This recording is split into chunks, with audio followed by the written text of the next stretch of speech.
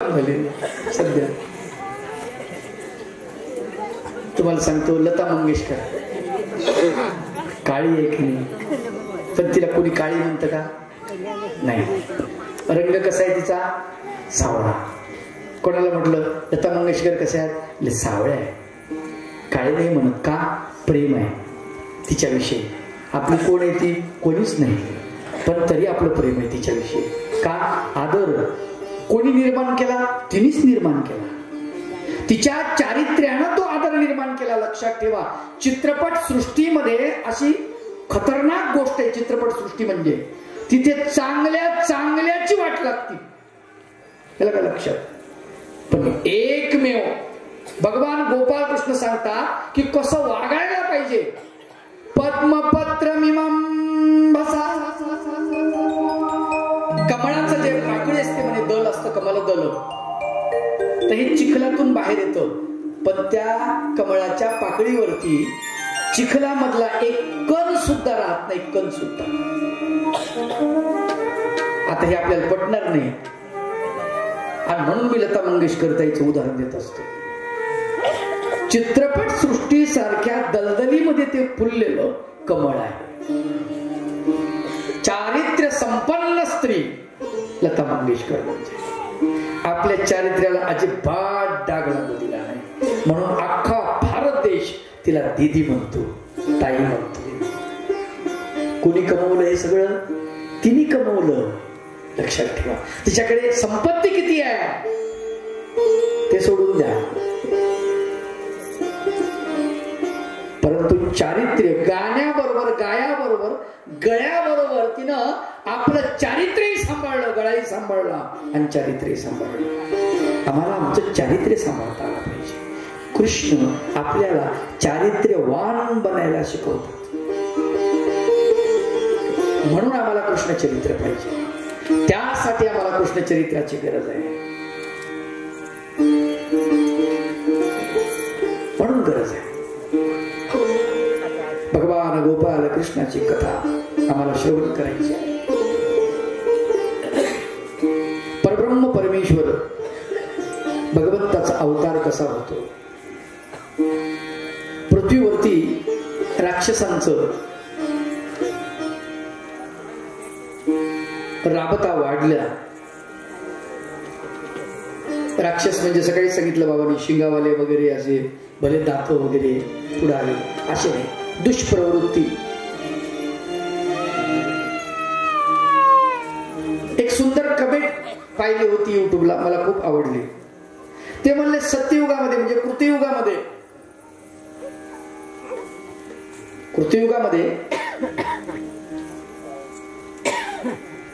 देव म्हणजे देवलोक हे स्वर्गात होते म्हणले, आणि पृथ्वीवर माणसं होती पण हे देवासारखी होती. नंतर पुढे दुसरं युग आलं म्हणले कृष्ण भगवंताचं. तिथे देव आणि दानव सोबतच राहायला लागले म्हणे. पांडव हे देवाचं प्रतीक आहे, आणि दुर्योधनादी कौरव हे दानवाचं प्रतीक आहे. पृथ्वीवर एकाच ठिकाणी राहायला. आता कलियुगामध्ये दानवाला राहायला जागाच नाही. आता दानव आपल्यामध्येच राहतो, राक्षस आपल्यामध्येच आहे, नाही का? किती अवघड गोष्टी आहे. एका माणसावरती 250 वार माणूस करू शकतो? नाही ना, हा दानवच. एका स्त्रीवरती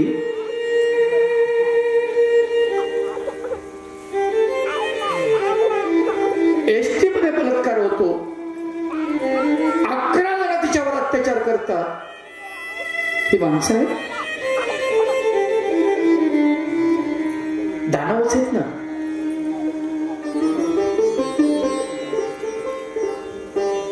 आपल्या भारतामध्ये रात्रीच्या वेळेला एकटी स्त्री जाऊ शकेल? सांगा. नाही जाऊ शकत. तुम्ही सुद्धा म्हणता नाही जाऊ शकत. जपानमध्ये आजच्या घडीला स्त्री टॅक्सी ड्रायव्हर आहे. भारतातला एक पत्रकार गेला जपानमध्ये, तिथे गेल्यानंतर त्या पत्रकाराने टॅक्सीला हात दिला. रात्रीचे मध्यरात्र झालेली, उतरल्यावर टॅक्सीला हात दिला. टॅक्सी थांबली, हा बसला. बसल्यावर लक्षात आलं एक स्त्री आहे. त्याने संभाषण सुरू केलं. ते म्हटले, तुम्ही स्त्री आहात आणि टॅक्सी चालवता? ती म्हणाली, हो, मैं टैक्सी चलाती हूं. डर नहीं लगता? पर डर क्या होता है? मैं आदमी हूं, तुम औरत हो, रात हो गई है, टैक्सी में हम दोनों अकेले हैं, मैं कुछ भी कर सकता हूं, ऐसा तुम्हें डर नहीं लगता? काय म्हणावं त्या जपानच्या स्त्रीनी, 27-28 वर्षाची ती स्त्री, तरुणी. ती म्हणाली, आप मुझे खाली टच करके देखो, हाथ लगा के देखो, मेरा जापान तुमको जलाकर खाक कर देगा. किती देशप्रेम आहे तिचं, देशावरती किती विश्वास आहे. आपली स्त्री असे म्हणू शकते का? नाही. मेरा गाव तुम्ही छोडेगा नाही असं तरी म्हणू शकते का? ती असं तरी म्हणू शकते का? मेरे पति को पता लग गया तब तुम जीवित नहीं रहोगे असं तरी म्हणते ती? नाही म्हणू शकत. पतीवर सुद्धा तिचा विश्वास नाही राहिला. कुठं चाललोत आपण? भारत कुणीकडे चाललाय? अधपतनाकडे चाललेला आहे की ऊर्ध्वगमनाकडे चाललेला आहे? आपले आचार, आपले विचार, आपल्याला सगळ्याच गोष्टीत बदल करायचा आहे. आपल्या बोलण्यात बदल करायचा आहे, आपल्या चालण्यात बदल करायचा आहे. आपल्याला एका साच्यामध्ये आपल्याला ढाळायचंय, स्वतःला तयार करायचंय. आणि त्यासाठी ह्या सगळ्या कथा याची गरज आहे. मी नेहमी सांगत असतो की 5000 वर्षापूर्वी झाले, 5000 वर्षापूर्वीची ही भागवत कथा आजही ती आम्हाला आवडते. याचं कारण काय माहितीये? त्याच्यामधले जे मूल्य आहेत ना, ते अत्यंत महत्वाचे आहेत. 5000 वर्षापूर्वीच्या त्या कथेमधले मूल्य फार महत्वाचे आहेत. ते आम्हाला गरजेचे आहेत. आजही ते आम्हाला हवे आहेत. 5000 वर्षापूर्वीच्या त्या मूल्यांची किंमत आजही तितकीच आहे, ताजी आहे. लक्षात ठेवा, तितकीच आहे. किती वेळेस लोकांनी भागवत ऐकली, किती वेळेस तरी लोक भागवत ऐकतात, तरी कृष्ण ऐकतात, हे का? तरी महाभारत ऐकतात लोक. आताचे नवीन चित्रपट निघाले, बदल झाला. नवीन येतं, नंतर बदलून जातं. ते काही राहत नाही. मागे एक गाणं आलं होतं, बाबूराव बोलतो. अख्ख्या महाराष्ट्रात बाबूराव बोलत होतं, दुसऱ्या सगळ्यांनी मौन धरलं होतं. बाबूराव, कोणी बोललं तर बाबूराव बोलत होता. सगळ्या महाराष्ट्रात कोणी जिल्ह्यात जा, बाबूराव. नंतर आली शांताबाई, कुठे जा, तेच काय कठीण काम. मग आली कोंबडी, आहे की नाही? काय चाललंय?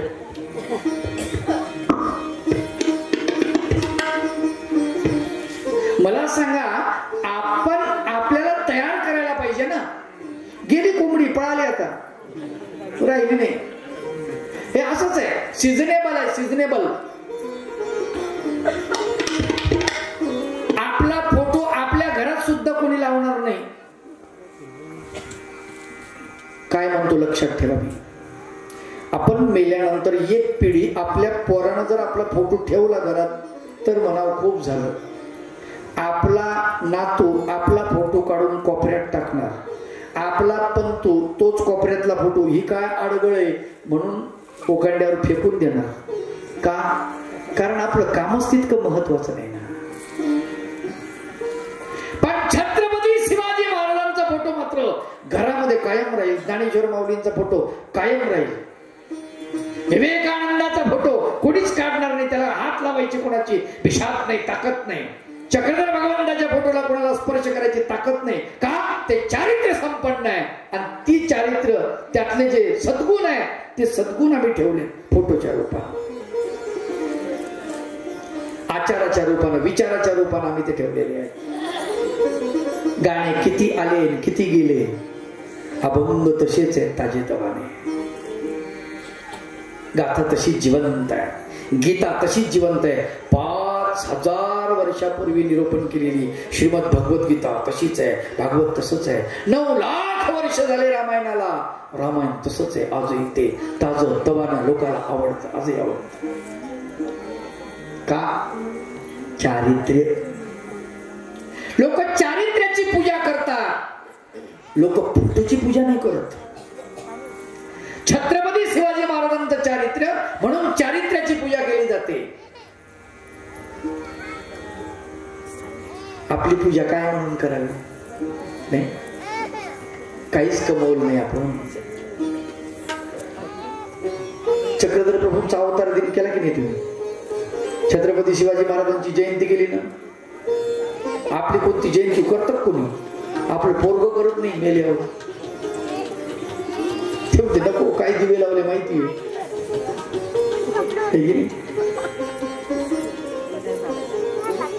एकदा भगवंताचं भजन करू म्हणजे तुमची मरगळ थोडीशी झटके. हे गोविंद हे गोपाल हे जय निधान, हे गोविंद हे गोपाल हे जय निधान, हे गोविंद हे गोपाल हे जय निधान, हे गोविंद हे गोपाल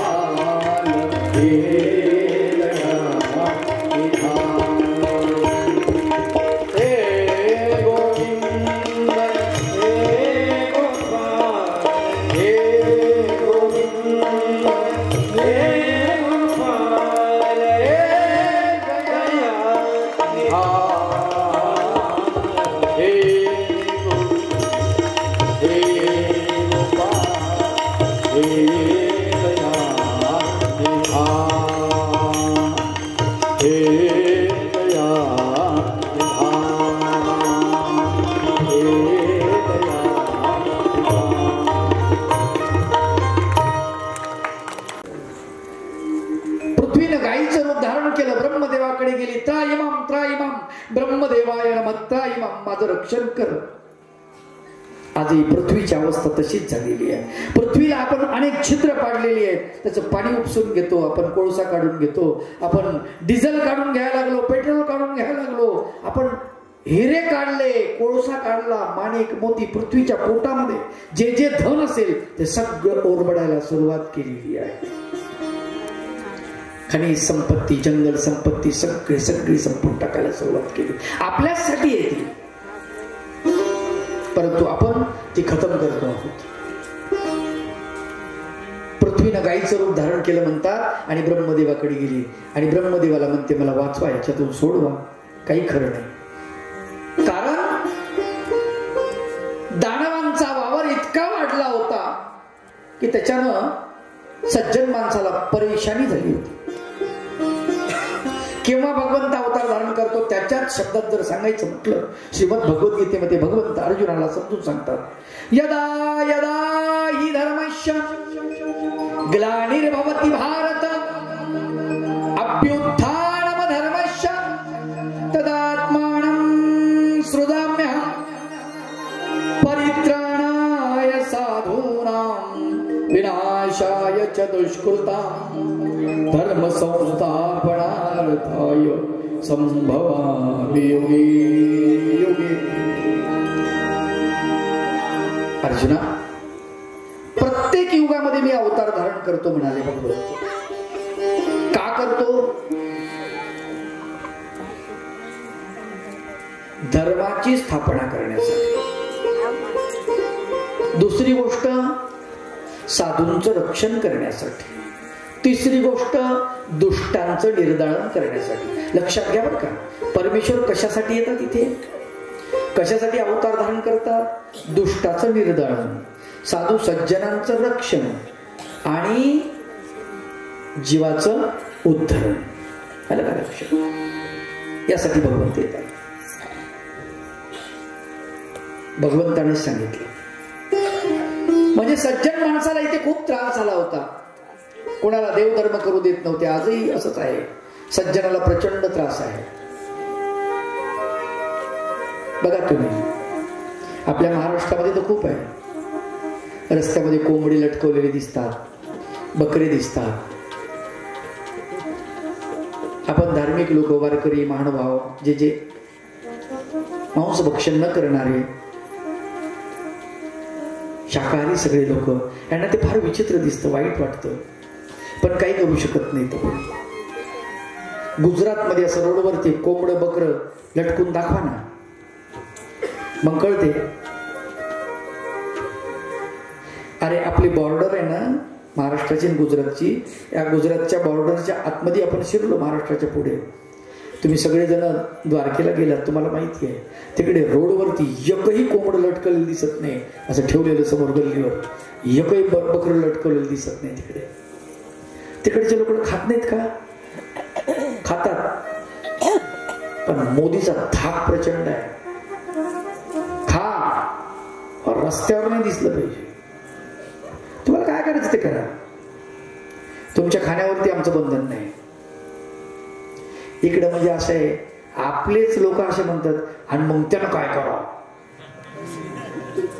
आता एक जण मला भेटला डोकं लावणार, आता मलाही डोकं लावतात लोक. बाबा मग माणसानं बकरे कोंबडे नाही खाल्ले तर मग त्यांची संख्या वाढल्यावर काय होईल? मला वाढल्यावर तुला खातील. काय बोलावं अशा माणसाला? अवघड आहे. बरं, कोंबड्या आणि बकरे याला मालक कोण आहे सांगा बरं. पटपट बोला, समारोपाकडे जायचं, आपली कथा संपवायची. याला मालक कोण आहे? मालक खटिकच आहे. किती जणांच्या घरी बकरे आहेत? अय माया हो, तुमच्या पाया पडून सांग, बकरे ठेवू नको बरं, बेकार आहे ते. खरं सांगू का, कोंबड्या बकऱ्याला किती सांभाळतात? कोंबडे नाहीत तुमच्याकडे, बकरी आहेत, मला माहिती आहे. आहेत बकरी. तुमच्या घरी बकरी ते केव्हा कळतं माहिती आहे का? तुमच्या घराचा चहा पिला कळतं. गाईच्या दुधात मिक्स झालं तरी कळतं. आमची जिभले बेकार आहे ना. एक लक्षात घ्या, बकऱ्याला मोठं झाल्यानंतर खाटीकच वाली आहे. बरं, किती प्रेमानं सांभाळता त्याला, तुम्ही उचलून घेता लेकरासारखं, नाही लाड करता, आणि ते मोठं झालं मग त्याची खाऊन पिऊन त्याला दष्टपुष्ट. ती कथा होती फार चांगली. लहानपणी ते रस्त्याने चालली म्हातारी, आणि चालली म्हातारी, वाघ आला आडवा. वाघ म्हणला, म्हातारी तुला खातो आता. आणि म्हातारी म्हणते, असं काय करतो बाबा, मी लेकीकडे चालले, लेकीकडे जाईन, तो रोटी खाईन, चांगली जाडजूड होऊन येईन, मग मला खा. आहे की कथा सोडून द्या. पण तसं आपलं काम झालं की नाही. त्या कोंबड्या बकऱ्याला खूप जाडजूड करायचं, आणि मग त्याला खटकाला विकायचं, आणि त्याचे पैसे आले, त्याची नथ बनवायची, कानातलं बनवायचं. कोणासाठी? आपल्या लेकीसाठी. थोडा विचार करा. मी वाईट तुम्हाला म्हणणार नाही, तुम्ही खूप गरीब आहात, तुमच्याकडे पैसा नाही, मला माहिती आहे. पैसा तुमच्या हातात राहत नाही हेही मला माहिती आहे. पण एक लक्षात घ्या, ज्या बकऱ्याला तुम्ही विकलेला आहे त्या बकऱ्याच्या पैशावरती तुम्ही मुलीच्या कानामध्ये नाकामध्ये हातात दागिने केले, मुलीच्या लग्नाला लावलं, तिला साडी आणली तुम्ही चांगली, त्या पैशावरती तुमच्या मुलीचं भलं झालं पाहिजे असं तुम्हाला वाटतं ना? कसं होईल मला सांगा? होईल का? तुम्हीच सांगा, तुम्हीच उत्तर द्या. मी नाही बोलणार याच्यावर, तुम्हीच उत्तर द्या. कारण ज्या बकऱ्याची हिंसा होते त्याला मारलं जातं, त्याच्या मानेवरती सुरी फिरवल्या जाते, त्याला पाणी पाजून त्याला मारलं जातं, त्यानं आरडत, त्याच्या आईला बोलवत ते. आपल्या मुलीला असं जर कोणी जाळून मारलं, आपली मुलगी मी आरडती ना,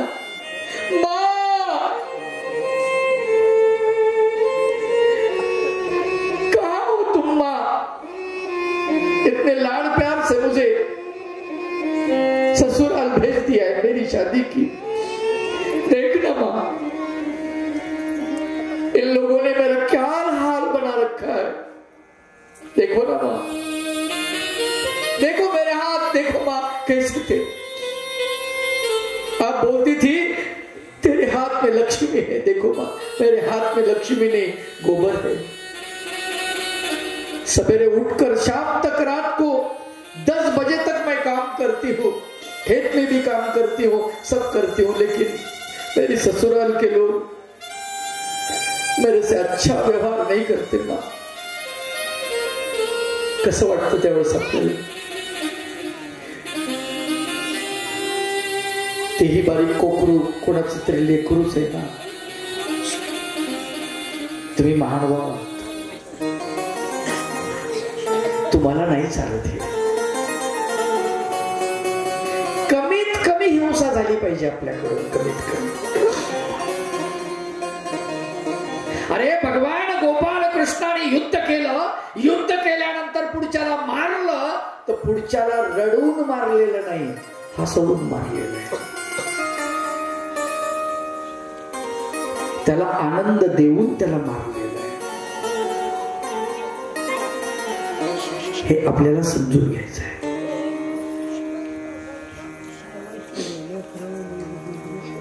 गायीनं, पृथ्वीनं गायीचं रूप धरलं, रणमध्ये वाकडे गेली, वाचवा पृथ्वीला वाचवा. खूप वाईट दिवस आले म्हणजे पृथ्वीवर. आणि मग ब्रह्मदेवाला सांगितलं की द्वापारीच्या 4थ्या चरणामध्ये भगवान गोपाल कृष्णाचा अवतार होणार आहे.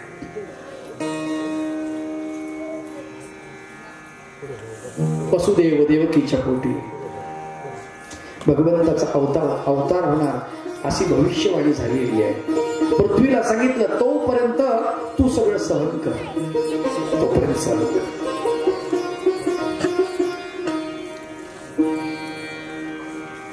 श्रावण महिना, अष्टमी तिथी, बुधवार दिवस, रोहिणी नक्षत्र, आणि या दिवशी भगवान गोपाल कृष्ण यांचा अवतार झाला.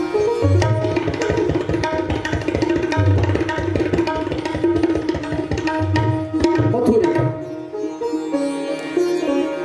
त्या अगोदर 6 पुत्राला कंसानं मारलेला आहे. उद्या तो कथाभाग आपण घेणार आहोत. जन्माख्यान कथा. भगवान गोपाल कृष्णाचा अवतार कसा झाला, कुणाच्या पोटी भगवंत अवतार धारण करतो, देवानं ज्याच्या पोटी जन्म घ्यावा असं त्या माता पित्याचं कोणतं भाग्य आहे की त्याच माता पित्याच्या पोटी भगवंत जन्म घेतात, कुणाच्या पोटी घेत नाहीत. लक्षात ठेवा. काय असं पुण्य कमावलं त्या यशोदेनं, त्या देवकीनं, त्या वसुदेवानं, नंदबाबानं की त्यांच्या पोटी भगवंत आलेले आहेत. एकीच्या पोटी भगवंत आले आणि दुसरीच्या घरी भगवंत तिथे राहिले, खेळ क्रीडा केली. असं काय भाग्य असेल त्यांचं. हा सगळा कथाभाग उद्याच्या कथेमध्ये आपल्याला येणार आहे. कारण आपल्याला वस्तीवरची मंडळी इथे आलेली आहे. त्याच्यामुळे जास्त वेळ न लावता उद्या लवकर येत चला. आमची मंडळी इथे या ठिकाणी 7:30 वाजता इथे भजन गायला बसतील आणि कंप्लेट 8 वाजता कथा सुरू होईल. 8 वाजता सर्वांनी यायचं आहे. म्हणून आता एकदा भगवंताचं भजन करा. श्री कृष्ण गोविंद हरे मुरारी हे नाथ योगेश्वर वासुदेव. श्री कृष्ण गोविंद हरे मुरारी हे नाथ योगेश्वर वासुदेव. हे नाथ योगेश्वर वासुदेव. हे नाथ योगेश्वर वासुदेव. हे नाथ योगेश्वर वासुदेव. श्री कृष्ण गोविंद हरे मुरारी हे नाथ योगेश्वर वासुदेव. गोविंद हरे मुरारी हे नाथ योगेश्वर वासुदेव. कृष्ण गोविंद हरे मुरारी हे नाथ योगेश्वर वासुदेव. श्री कृष्ण गोविंद हरे मुरारी हे नाथ योगेश्वर वासुदेव. श्री कृष्ण गोविंद हरे मुरारी हे नाथ योगेश्वर मुरारी.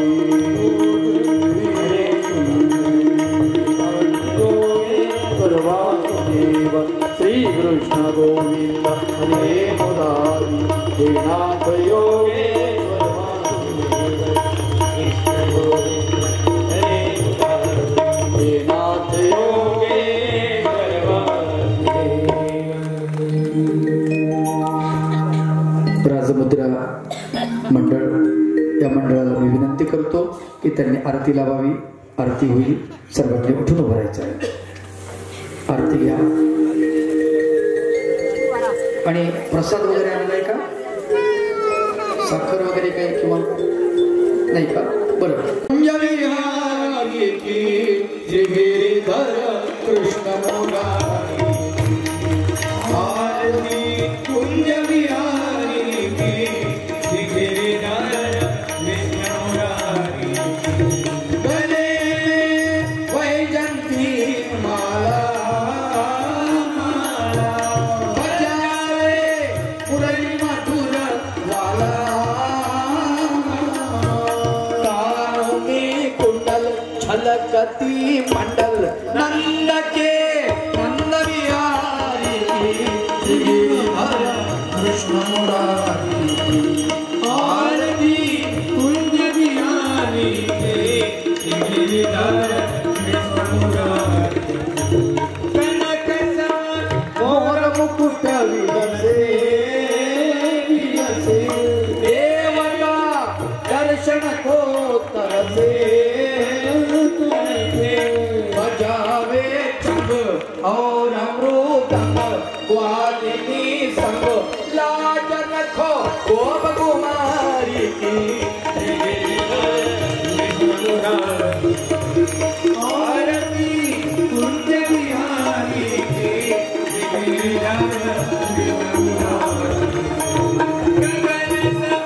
कांति झलक की मूर्ति चमक रही भवर समाल कस्तूरी तिलक चपिलकी भवरवारी की. गिरिधर कृष्ण मुरारी आरती कुंज बिहारी गिरिधर कृष्ण मुरारी. जहाँ से प्रकट भई गीता गीता किया अर्जुन विद हुआ श्रोता. दिखाया विश्व रूप हुआ दिल खुश मिटाई भ्रांति अर्जुन की. गिरिधर कृष्ण मुरारी आरती कुंज बिहारी गिरिधर कृष्ण मुरारी. गिरिधर कृष्ण मुरारी गिरिधर कृष्ण मुरारी.